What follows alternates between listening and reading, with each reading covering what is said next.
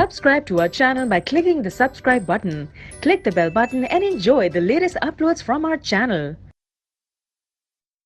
Now student, the question 20 and the last question of the exercise is if fx is mx square plus n when x is less than 0 और फिर define किया गया है nx plus n fx nx plus n है कब जब x की value 0 से x की वैल्यू क्या है 0 से ग्रेटर देन इक्वल टू 0 से ग्रेटर देन इक्वल है x की value and less than equal to 1 है और nx क्यूब प्लस m है जब x की वैल्यू क्या है ग्रेटर देन 1 है और आगे हमसे कहा गया है for what integer m and n does limit x tending to 0 fx and limit x tending to 1 fx exist कर।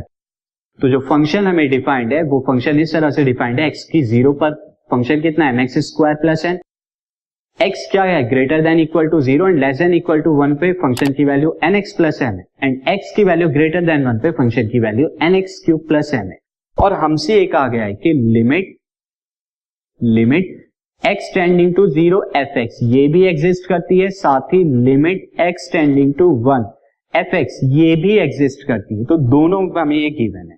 अब हमें m और n की वैल्यू बतानी है। तो अब फर्स्ट ऑफ ऑल मैं limit x tending to 0 fx ये एग्जिस्ट करती है तो इसका मतलब इसकी लेफ्ट हैंड और राइट हैंड लिमिट क्या होंगी सेम होंगी। तो since limit x tending to 0 fx exist therefore it's LHL equal to RHL।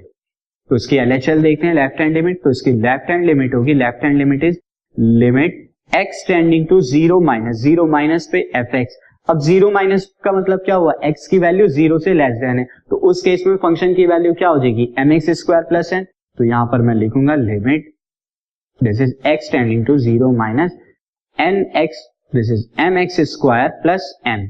Now further हम यहां पर x को h में चेंज करेंगे तो हम पुट करेंगे put x is equal to 0 minus h and h tending to 0। तो ये हो जाएगा हमारा limit h tending to 0 m x की जगह क्या लिख रहा हूं मैं this is 0 minus h plus n this is square. Now यहां पर क्या हो जाएगा स्टूडेंट h की जगह पर आप 0 रखेंगे तो दिस इज m 0 माइनस 0 का स्क्वायर प्लस n और 0 माइनस 0 का स्क्वायर इज 0 तो this value is equal to n के बराबर है। नाउ इसकी राइट हैंड लिमिट निकालते हैं तो राइट हैंड लिमिट के लिए क्या हो जाएगा limit x tending to 0 plus fx 0 plus का मतलब क्या x की वैल्यू 0 से बड़ी है और x की वैल्यू जब 0 से बड़ी है तो फंक्शन ये देखिए x greater than equal to 0 पर फंक्शन की वैल्यू nx प्लस m होगी। तो मैं वही पुट करता हूं this is limit x tending to 0 plus nx plus m। ये वैल्यू क्या आ गई nx प्लस m हो गई। अगेन यहां पर पुट करेंगे put x is equal to 0 plus h and h tending to 0। तो this will limit become limit h tending to 0 n into 0 plus h plus m। h की जगह आप सीधा यहां पे 0 रख दीजिए तो this is n into 0 plus m that is equal to m के बराबर है। Since left hand and right hand limit क्या इक्वल है तो left hand and right hand limit क्या है इक्वल है इसमें। तो दिस इंप्लाइज दैट दोनों क्या है पहली वाली लेफ्ट हैंड लिमिट क्या है n is equal to m के बराबर राइट हैंड। ये इक्वेशन 1 मार्क कर लेंगे। अब दूसरी तरफ चलते हैं। दूसरी वाली हम इक्वेशन क्या लिमिट क्या थी दिस इज ये limit x tending to 1 fx ये भी एग्जिस्ट करती है। तो अब हम इसमें चलेंगे। Now limit x tending to 1 fx exist करती है therefore it's left hand and right hand limit क्या होगी इक्वल होगी। तो इसकी लेफ्ट हैंड लिमिट पर चलते हैं। Left hand limit is limit x tending to 1 minus fx। अब 1 माइनस का मतलब क्या x की वैल्यू 1 से स्लाइटली लेस है तो इस केस में मैं आपको फंक्शन दिखा दूं 1 से छोटी होने पर भी हम क्या वैल्यू लिखेंगे nx प्लस m। फंक्शन की वैल्यू क्या होगी here limit x tending to 1 minus function is nx plus m के बराबर होगा। नाउ हम पुट करेंगे put x is equal to 1 minus h and h tending to 0। हम लिमिट और वैल्यूज को चेंज करते हैं तो this is limit h tending to 0 and x की जगह क्या होगा n 1 minus h plus m।